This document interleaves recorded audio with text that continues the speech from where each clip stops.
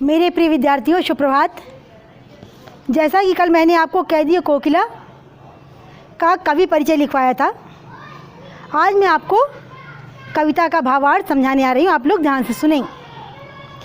क्या गाती हो, क्या गाती हो, क्यों क्यों रह जाती हो, कोकिल बोलो तो क्या लाती हो, संदेशा किसका है, कोकिल बोलो तो। ऊंची दीवाली के घेरों में, ऊंची काली दीवारों के घेरे में, डाकू चोरों बटमारों के डेरे में, जीने को देते नहीं पेट भर खाना, मरने भी देते नहीं तड़प रह जाना।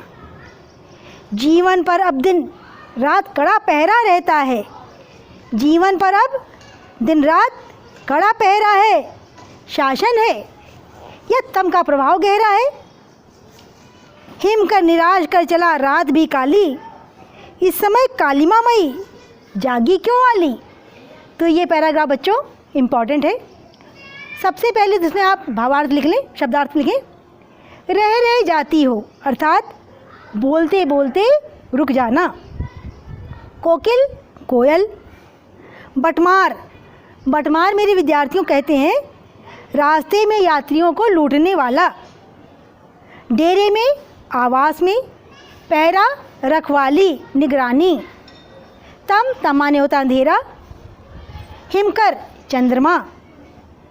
कालिमा मई काले रंग वाली। आली, आली माने होता है सखी। तो इसका भावार्थ है कि जेल में बंद कैदी रूप में कवि कोयल से पूछता है कि कोयल तुम क्या गाती हो, गाते गाते तो तुम क्यों रुक जाती हो, अपने गीतों के माध्यम से मेरे लिए तुम किसका संदेश लाती हो। कोयल, शायद हम कैदियों को देश के बारे में कुछ संदेशा देना चाहती हो। हे कोयल, हमें यहाँ जेल की ऊंची ऊंची दीवारों के बीच कैद करके रखा गया है। हम जैसे स्वाधीनता सेनानियों को भी चोरों लुटेरों के साथ रहने को विवश किया गया है। यहाँ खाने के लिए भरपेट खाना भी नहीं देते। अमानवीय परिस्थितियों में रहते हुए हमें नरकी जीवन बिताना पड़ रहा है। जेल के कर्मचारी हमें मरने भी नहीं देते। ऐसे में हम तड़प कर रह जाते हैं। ये कर्मचारी हम पर कड़ा पहरा रखते हैं। इसे शासन कहें या घोर अन्याय। चारों ओर अंधकार के इस समय में चंद्रमा भी हमें निराश कर चला है। कहीं से भी आशा की किरण नहीं दिखाई देती है। हे सखी, इस कालिमापूर्ण वातावरण में तुम हमें क्यों जगा रही हो, क्या तुम ऐसे में किसी का संदेशा लाई हो।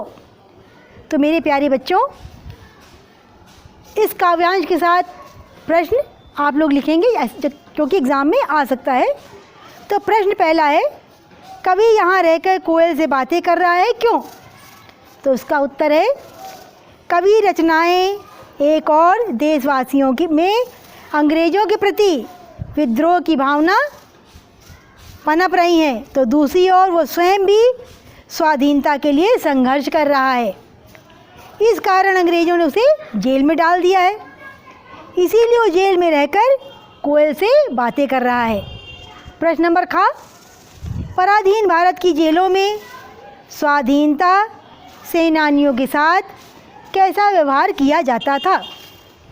तो इसका उत्तर बच्चों, पराधीन भारत की जेलों में स्वतंत्रता सेनानियों को चोरों, लुटेरों और डाकुओं के साथ रखा जाता था।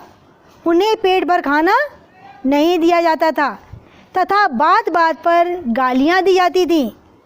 उन्हें हमेशा शक की दृष्टि से देखा जाता था।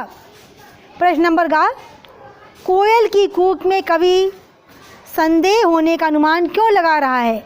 तो इसका उत्तर है, हर समय दिन में मधुर स्वर में कूकने वाली कोयल को रात्रि में करुण क्रंदन करते सुनकर कवि को लगता है कि वह समय कूक कर कोई संदेशा अवश्य देना चाहती है।